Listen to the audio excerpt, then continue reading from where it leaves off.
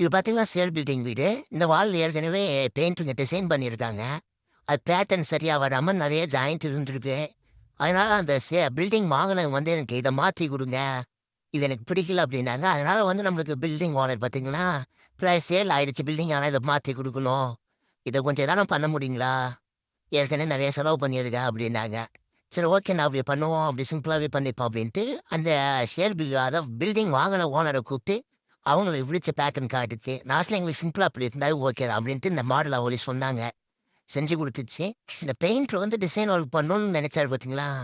அது ரொம்ப ஒரு பாராட்டுக்குரிய விஷயம். ஏன்னா இன்னைக்கு பெயிண்ட் அடிச்சா போதும், இன்னைக்கோட வருமானம் கிடைச்சா போதும் அப்படின்னு நெனைக்கிற பெயிண்டருங்கள்ல, இவரு வந்து ஒரு புதுசா ஒரு டிசைன் ஒர்க் நான் கத்துக்கணும், செய்யணும் அப்படின்னு நெனைச்சது பாராட்டக்கூடிய விஷயம். ஆனா அது சரியான மெத்தட்ல அவர் பண்ணியிருந்தாருன்னா, பேட்டர்ன் சூப்பரா வந்திருக்கும். அவரு பார்த்தீங்கன்னா, மெட்டீரியல் சரியான மெட்டீரியல் போடல இந்த இது பேட்டர்னுக்கு. அதான் அவர் செஞ்ச தப்பு. மத்தபடி